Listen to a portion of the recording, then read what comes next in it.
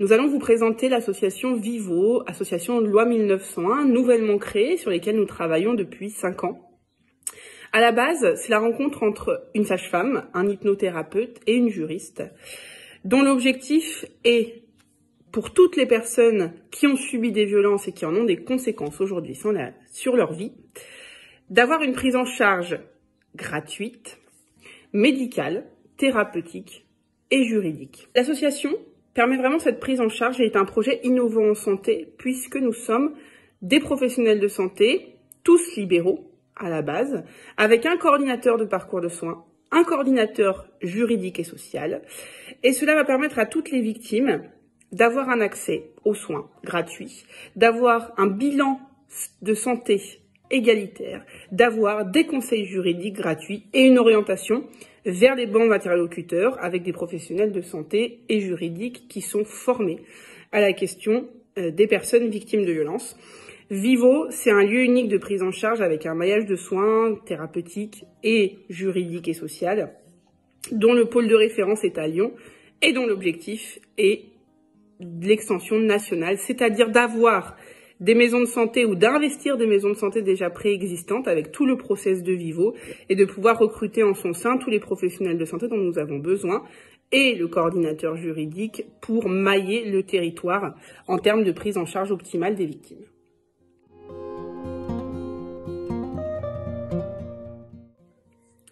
Aujourd'hui, une personne victime de violence, femme, enfant, homme, qui souhaiterait, suite à des violences subies, venir faire un bilan de santé, venir faire un bilan juridique, peut contacter notre coordinateur de parcours de soins, qui est l'interlocuteur unique des partenaires et des personnes victimes. C'est lui qui va rencontrer toutes les personnes victimes dans un premier temps, garantissant le même bilan égalitaire de santé et permettant derrière l'orientation efficace et efficiente sur le territoire. C'est vraiment cette personne-là qui doit être contactée en priorité. Chez nous, nous avons un numéro que je pourrais transmettre à l'occasion. Il y a aussi un mail qui permet aux personnes victimes de pouvoir se saisir du coordinateur de parcours de soins.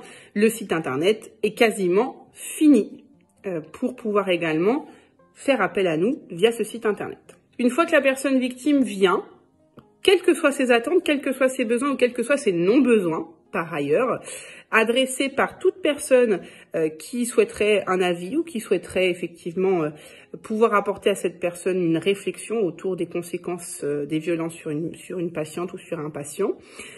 Elle va venir avoir un bilan, vraiment un bilan, vérifier que le suivi gynéco est à jour, vérifier que le suivi médical est à jour, vérifier qu'au niveau juridique, elle a les bons interlocuteurs, qu'elle a pu mailler au niveau social, mailler au niveau financier un petit peu tout son parcours.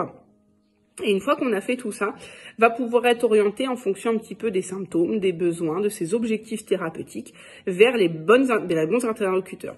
Au sein de notre centre, nous avons sage-femme, médecin généraliste, gynéco-psychiatre, nous avons kiné périnée, kiné général, ostéopathe, psychomotricienne, psychologue. Nous avons également un hypnothérapeute, une sophrologue, une sexologue et une orthogéniste. Tout ce panel est pour nous indispensable puisque déjà on traite une grande partie des problématiques de santé avec tous ces professionnels de santé là.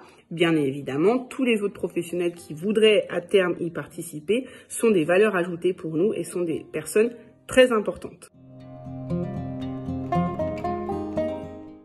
Aujourd'hui, pour nous soutenir, il y a plusieurs options. La première, oui, faire un don à l'association. Évidemment, c'est toujours un vrai plus, c'est toujours quelque chose de formidable et ça nous accompagnera toujours beaucoup, bien évidemment.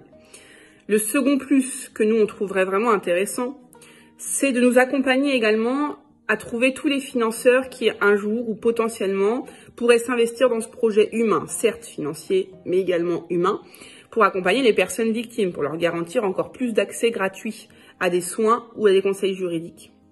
La troisième chose, c'est qu'aujourd'hui, on souhaite s'implanter sur tout le territoire avec les personnes qui sont sur les différents territoires que nous ne connaissons pas, avec les associations de terrain, dans le maillage qui se fait déjà sur les territoires.